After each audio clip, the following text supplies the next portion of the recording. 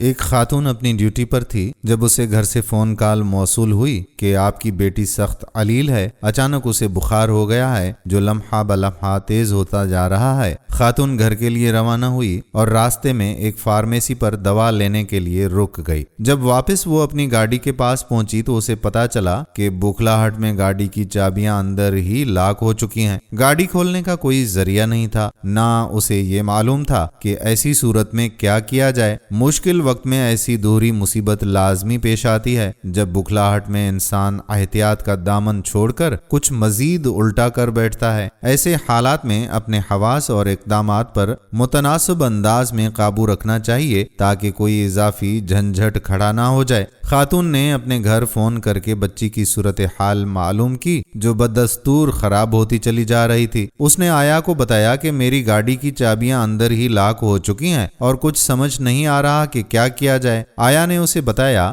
کہ اگر کہیں قریب سے کوئی کوٹ کا ہینگر مل جائے تو اس کی تار شیشے میں پھنسا کر اسے نیچے کیا جا سکتا ہے۔ قریب ہی ایک ڈرائی کلینر کی دکان سے اسے کوٹ ہینگر تو مل گیا مگر اسے استعمال کرنے سے وہ قاصر رہی۔ خاتون کی مشکل دیکھ کر کچھ اور لوگ بھی اس کی مدد کو پہنچے۔ کسی نے دوسری قسم کی چابیاں لگانے کی کوشش کی، کسی نے میکینک اور کسی نے چابی بنانے والا ڈھونڈنے کی کوشش کی، مگر سب کچھ بے سود ہی رہا۔ لمحہ لمحہ قیمتی تھا۔ جس قدر بھی وقت ہاتھوں سے پھسلا جا رہا تھا وہ خاتون کی بے چینی میں مزید اضافہ کر رہا تھا۔ مختلف چابیاں ٹرائی کرنے والے نوجوانوں نے آخرکار بے بس ہو کر افسوس کی شکل میں کندھے اچکائے اور سوری کہہ کے ہارے ہوئے انداز میں پیچھے ہٹ گئے۔ خاتون نے آخر امید ٹوٹنے پر ہینگر ہاتھ سے پھینکا اور آسمان کی طرف دیکھنے لگی۔ غم کے مارے اس کا حال گمبھیر ہوتا جا رہا تھا، یہاں تک کہ اس نے آخری امید کے طور پر خدا کی بارگاہ میں کندھے جھکا دیے۔ سوائے رونے اور فریاد کرنے کے اس کے پاس کوئی چارہ نہیں تھا۔ لوگ اس کے ساتھ ہمدردی کر رہے تھے مگر اسے کسی بات کا ہوش نہیں تھا۔ ایسے میں ایک تیز گرگراہٹ بھری پرانی سی کار آ کے رکی۔ اس کے اندر سے دراز قد، الجھے بال اور پرانگدہ لباس والا ایک شخص برآمد ہوا اور مجموعے کو چیرتا ہوا خاتون کے پاس آ گیا۔ کیا بات ہے محترمہ، کیا میں آپ کی کوئی مدد کر سکتا ہوں؟ لحیم شہیم ادھیڑ عمر شخص جو میلے سے دھوسے میں ملبوس تھا، اس نے اپنی بھاری بھرکم کھرداری آواز میں خاتون کا مسئلہ دریافت کیا۔ خاتون بدستور زمین پر ہاتھ دھرے گاڑی کے ساتھ ماتھا ٹکائے غم سے نڈھال بیٹھی تھی۔ اس نے ایک نظر سوال کرنے والے کا سراپا دیکھا اور سوچا کہ یہ بدحال انسان شاید اتنا نہیں جانتا ہوگا جتنا کام دیگر لوگوں نے بطور کوشش کر کے دکھایا ہے، اس لیے اسے جواب دینے کی ہمت نہ ہوئی۔ قریب ہی کھڑے ایک شخص نے آنے والے مسکین کے سامنے مسئلہ اجاگر کیا تو اس نے ایک زوردار قہقہا لگایا اور خاتون سے کہا کہ اٹھ جاؤ بی بی، اٹھ جاؤ، خدا نے آج تمہاری بھی سن لی ہے اور میرا گھیراؤ بھی خوب کیا ہے۔ مسکین صورت شخص نے اپنے ہوڈ کی لیسز کھولیں، سر سے ہوڈ اتارا اور الجھی ہوئی داڑھی میں انگلیاں پھیرتے ہوئے کہا کہ کوئی بھاگ کر جائے اور کہیں سے مجھے ایک کوٹ ہینگر یا کوئی تار کا ٹکڑا لا دے۔ ایک نوجوان نے کوٹ ہینگر اٹھا کر اسے تھما دیا۔ اس نے ہینگر کا سرا ایک مضبوط انداز میں تھوڑا سا سیدھا کیا اور اگلی ہی آن میں گاڑی کا لاک کھول دیا۔ خاتون نے بے اختیار خوشی سے بطور تشکر اس کے ساتھ معانقہ کیا اور بولتی چلی گئی، ارے واہ، تم تو کوئی فرشتہ صفت انسان ہو، یا شاید تم کوئی فرشتہ ہی ہو جو اس آڑے وقت میں میری مدد کے لیے پہنچے۔ یقین کرو جو احسان تم نے میرے اوپر کیا ہے اس کے لیے میں تمہاری دل و جان سے مشکور ہوں۔ تھینک یو سو مچ۔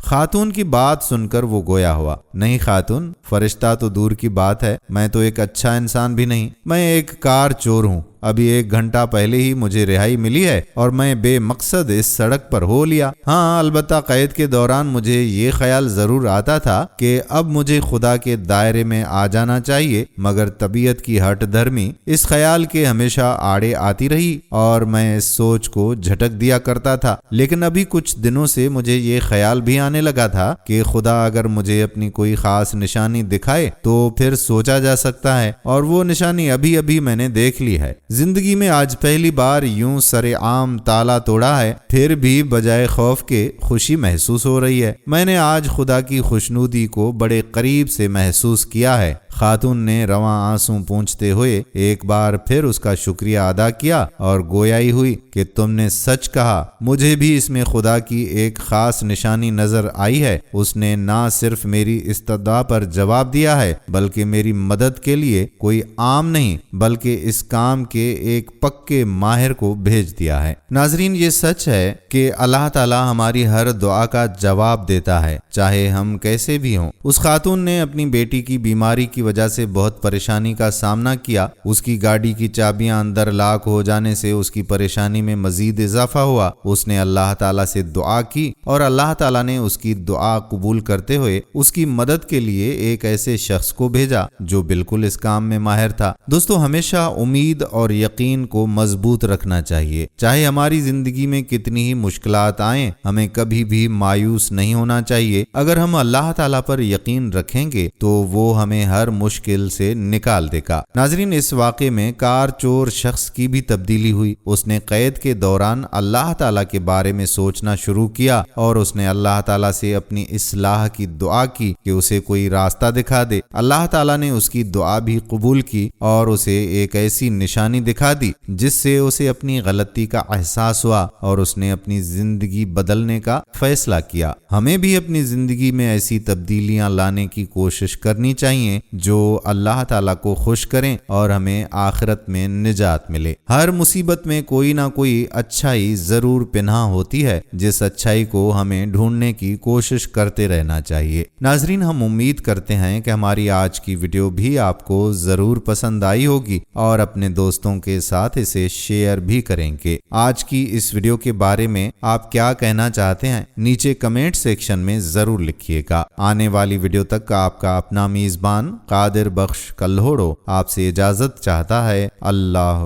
حافظ۔